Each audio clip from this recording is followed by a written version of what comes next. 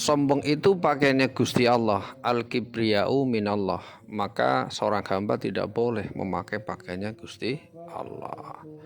Bahkan dalam Asmaul Husna yang menyebutkan 99 asma Allah yang baik, hanya ada satu asma Allah yang tidak boleh dipakai oleh manusia, yaitu al-mutakabbir. Maka tidak pantas. Dan dalam hadis yang lain Rasulullah juga menjelaskan ada 6 perbuatan buruk atau perbuatan jelek atau perbuatan dosa, tetapi yang 6-nya lebih buruk. Dari 6 itu salah satunya adalah sombong. Sombongnya orang kaya itu pantas karena ada yang disombongkan, yaitu kekayaannya. Sombongnya orang pinter itu pantas, tetapi tidak boleh menyombongkannya. Seandainya dia sombong, pantas ada kepintaran yang disombongkannya.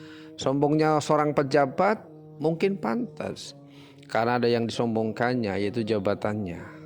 Walaupun itu semua juga dilarang oleh Allah. Tetapi seandainya orang kaya itu sombong pantas, maka orang miskin sombong itu tidak pantas. Apa yang dibanggakannya? Sudah miskin tidak ada yang dibanggakan, dia sombong. Gayanya seperti orang kaya. Sama seperti orang bodoh. Sombong itu sendiri sudah tidak baik. Tetapi ketika orang pintar dia sombong, mungkin ada yang disombongkannya, yaitu kepintarannya.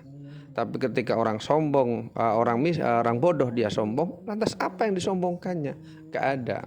Maka dari perbuatan yang tidak baik itu ada yang lebih tidak baik lagi, yaitu orang yang tidak punya kepantasan untuk berbuat tersebut.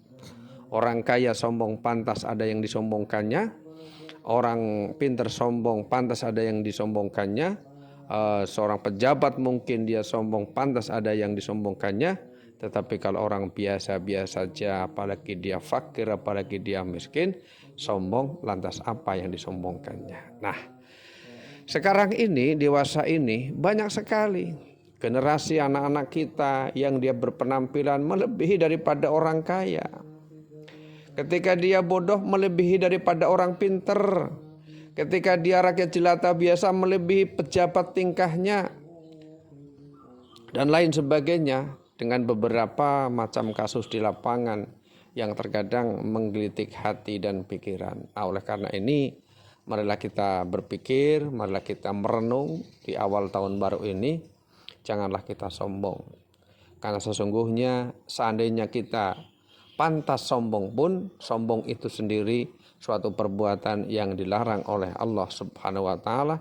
Apalagi kalau kita tidak ada yang disombongkan, kemudian kita sombong. Apakah sombong dengan penampilan gaya hidup kita? Apakah sombong dengan gaya omongan kita? Apakah sombong dengan gaya bicara kita? Ataukah sombong dengan pergaulan kita? Ya, bahasa agamanya kita menempatkan diri. Sopo siro, sopo insun.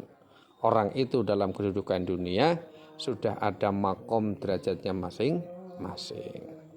Di awal tahun baru ini, marilah kita awali di tahun ini dengan perbuatan syukur, dengan perbuatan sabar. Mudah-mudahan dengan syukur dan sabar itu menjaga diri kita untuk tidak berlaku sombong, salah satu sifat yang sangat dibenci oleh Allah Subhanahu wa taala.